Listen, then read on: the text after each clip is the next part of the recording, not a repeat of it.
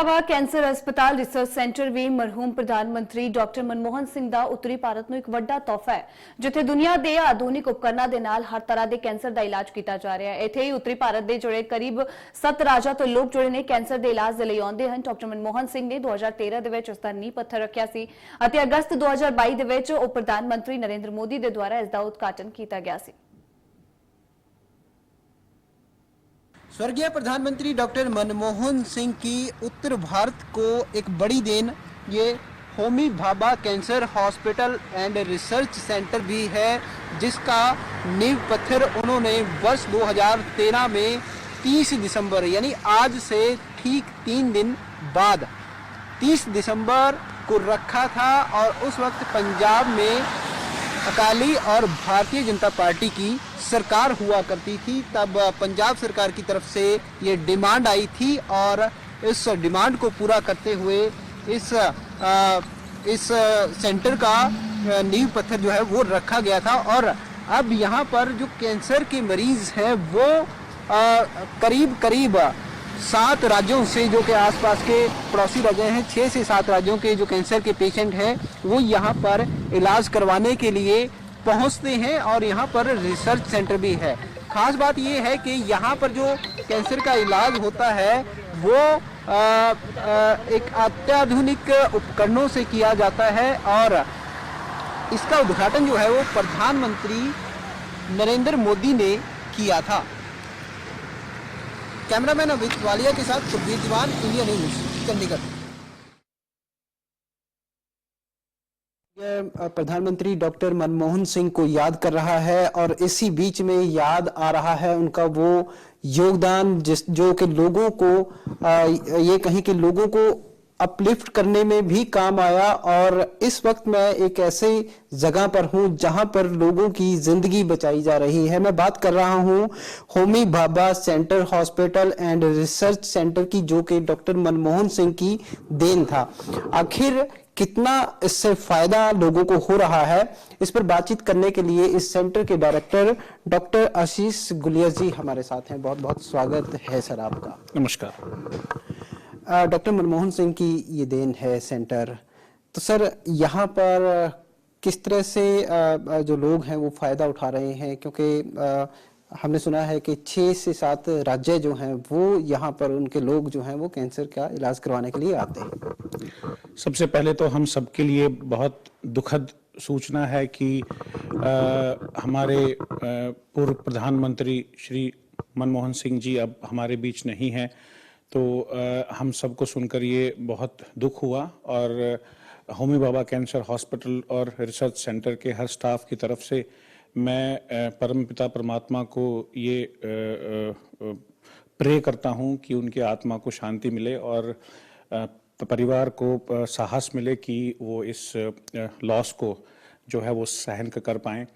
हालांकि पूर्व हमारे जो प्रधानमंत्री जी का जो योगदान था वो बहुत ही सराहनीय था।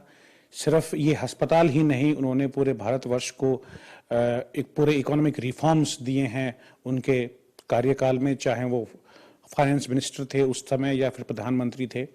बट स्पेसिफिकली आज के दिन हम उन्हें बहुत याद कर रहे हैं, क्योंकि ये अस्पताल जो कि एक टर्शरी कैंसर केयर सेंटर है जो कि न्यू चंडीगढ़ में है, ये टर्शरी कैंसर केयर सेंटर का शिलान्यास, यहाँ का फाउंडिंग स्टोन उन्हीं के हाथों 30 दिसंबर 2013 को लगाया गया था। और उसी के बाद से यहाँ पर एक्टिविटी शुरू हुई।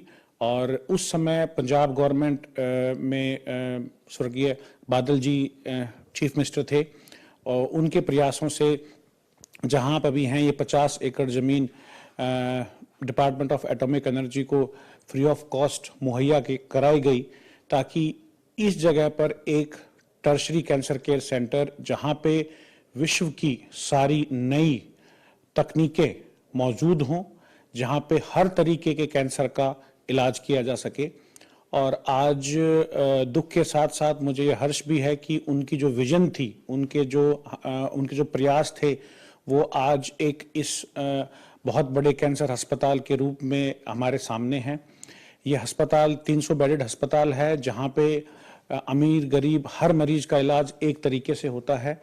पंजाब के मरीजों के लिए नहीं, बल्कि जैसे आपने बोला कि आसपास के 6 से 7 राज्य या यूनियन टेरिटरीज, इन सबको यहाँ पर ग्लोबल स्टैंडर्ड विश्व स्तरीय कैंसर का इलाज किया जाता है। हमने देखा है कि पिछले 1 वर्ष में हमने होमी भाभा कैंसर हॉस्पिटल और रिसर्च सेंटर, जो कि यहाँ, और हमारा दूसरा अस्पताल जो इसका स्पोक है संगरूर में, इसमें मिलाकर 18,000 से ज्यादा नए कैंसर मरीज यहाँ रजिस्टर हुए हैं।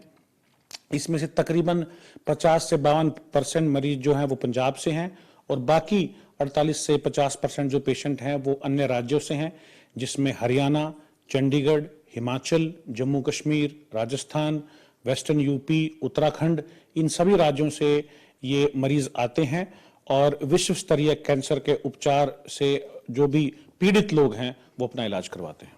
न केवल इलाज बल्कि ये रिसर्च सेंटर भी है, तो यहाँ भी कहीं ना कहीं एक बड़ा योगदान है, क्योंकि जो लोग हैं उनको किस तरह से कैंसर के बारे में अवेयर किया जाए या क्या क्या वो सावधानियां बरतें, तो यहाँ पे रिसर्च जो है उस पर भी कहीं ना कहीं वो योगदान भी एक ये कहें कि बड़ा योगदान। बिल्कुल, आपने बिल्कुल सही कहा कि यह जब सेंटर इसके बारे में जब सोचा गया था, तो सिर्फ इसको एक कैंसर का इलाज करने वाला अस्पताल के रूप में नहीं सोचा गया था, बल्कि ये सोचा गया था कि ये एक हब बनेगा जो कि पूरे नॉर्थ इंडिया में, पूरे उत्तरी भारतवर्ष में कैंसर का जो ट्रीटमेंट का जो स्टैंडर्ड है उसको अपलिफ्ट करेगा। और उसको करने के लिए हमारे कई पहलू होते हैं, जैसे कैंसर का इलाज करना एक, उसके साथ साथ जैसे आपने बताया कैंसर रिलेटेड रिसर्च करना वो दूसरा, तीसरा स्किल डेवलपमेंट करना कि हम यहाँ पे डॉक्टर्स को ट्रेन करें, डॉक्टर्स को एजुकेट करें, तो वो तीसरा है। और चौथा जैसे आपने बोला अवेयरनेस, पब्लिक हेल्थ, जो पब्लिक हेल्थ है, जो अवेयरनेस है वो, तो हम इन 4 पहलुओं पर हम काम करते हैं।